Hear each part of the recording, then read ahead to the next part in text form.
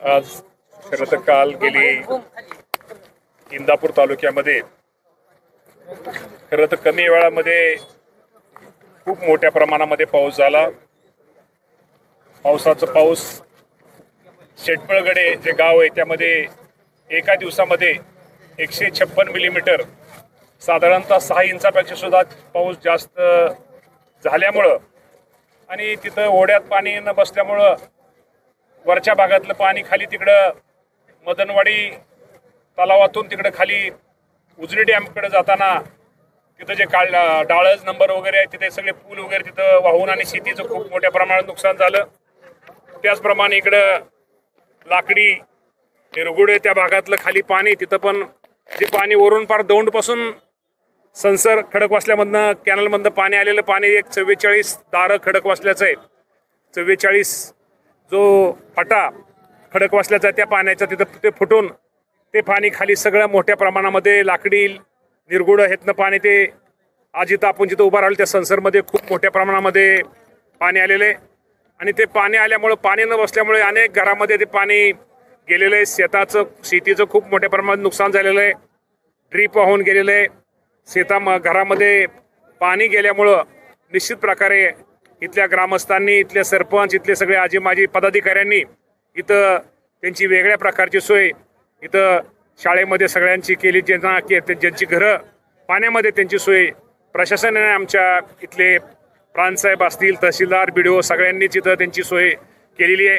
निश्चित प्रकारे हे नुकसान शेवटी आपल्या सगळ्यांना माहिती आहे की हे निसर्गाचं संकट आहे आणि हवामान बदल होत असल्यामुळं पाऊस पडतोय पण पाऊस एका दिवशीच जास्त पडतोय. त्यामुळं पाणी पूर्वीचे जे आपण पाहतो की ओढे वगैरे तिथं थोडं नाही म्हटलं तर थोड्या प्रमाणामध्ये ओढ्याचं जी खोली किंवा जे बाकीचं आज हे करणं निश्चित प्रकारे भविष्यामध्ये गरजेचं आहे.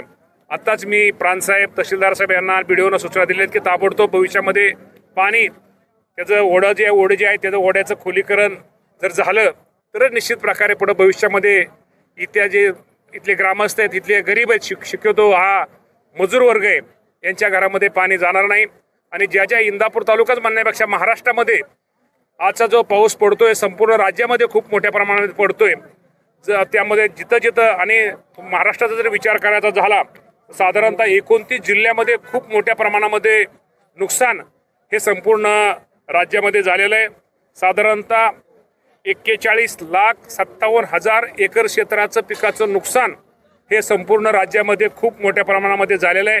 आणि जिथं नुकसान झालेलं आहे आणि पावसामुळे मनुष्यहानी असू द्या किंवा घराची पडझड असू द्या किंवा आमचे पशुधन असेल त्याचं आमचे जनावरे काय वाहून गेले त्या सगळ्यांचे पंचनामे करण्याचे आदेश या राज्याचे मुख्यमंत्री दोन्ही उपमुख्यमंत्री आणि या सर्वांनी दिलेले. त्यामुळे निश्चित प्रकारे मी आपल्या माध्यमातून संपूर्ण राज्यातील सर्वांना एक सूचित करतो की ज्यांचं नुकसान झालं त्या सर्वांचं पंचनामे करण्याचे सूचना ह्या दिलेल्या आहेत. आणि निश्चित प्रकारे हे पंचनाम्याचं कामकाज लवकरच पूर्ण होईल आणि पंचनामे झाल्यानंतर निश्चित प्रकारे प्रत्येकाला योग्य प्रमाणामध्ये भरपाई ही शासनाच्या वतीने दिली जाईल. आता ज्यांच्या घरात पाणी शिरलं होतं त्यांना 10,000 रुपये दिले होते शेतीचे वेगळे यावेळेस काय मदतीची काय घोषणा केली का कशा पद्धतीने मदत असणार आहे? शासनाच्या प्रमाणे ज्या बाबतीमध्ये जे नुकसान झालं त्याप्रमाणे निश्चित प्रकारे त्यांना मदत केली जाईल. तुम्ही आता जसं सांगितलं की या ठिकाणी संसर्कटला भगदाड पडलेला आहे वास्तविक तिथले संसर्कटाला भगदाड पडलेला आहे फाट्याला तिथं फाटा का ते काही आहे तो एक काय म्हणायचो ते आपण संसर फाटा कट नाही हे फाटा म्हणतो आपण त्याला जोड फाटा त्या फाट्याला भगदाड पडलंय. वास्तविक तिथले शेतकरी असं म्हणतात की या ठिकाणचे जे झाडं झुडपं वाढलेले ते अधिकारी काढण्याचंच काम करत नाही. गेल्या 12 वर्षापासून या ठिकाणी कामच झालं नाही. हा 100% नाही का? आता पाऊस जास्त अचानक पडतोय आपल्या सगळ्यात ज्यामुळं भविष्यामध्ये कुठल्या गोष्टी करणं गरजेचं आहे की ज्यामुळं कुणाचं नुकसान होणार नाही किंवा फाटे किंवा कॅनल फुटणार नाही या बाबतीमध्ये निश्चित प्रकारे शासनाच्या वतीने खबरदारी घेतली जाईल. मे महिन्यात उपमुख्यमंत्री अजित पवारांनी या ठिकाणी दौरा केला होता आणि त्यावेळेस काही सूचना केल्या होत्या. तर कुठल्या सूचनेचं पालन झालं नाही असेल तर स्थानिकांचं म्हणणं आहे त्यावेळेस देखील सूचना करून आज पाणी शिरलं नाही मे महिन्यामध्ये जबाबदार कोण असा प्रश्न जे आहे तिथं आता शासनाचे अधिकारी पण आहेत. त्यानंतर पाऊस हा सारखा पडत गेलेला आहे त्यामुळे ओढा आपल्या सगळ्यांना माहिती आहे की ओढा खोलीकरणाचं काम किंवा रुंदीकरणाचं काम हे आपल्याला साधारणतः दिवाळीनंतर घ्यावं लागतं. आणि साधारणतः आता हे सगळे अधिकारी तर हजर आहेत. कृषी विभागाचे सुद्धा अधिकारी इथं हजर आहेत.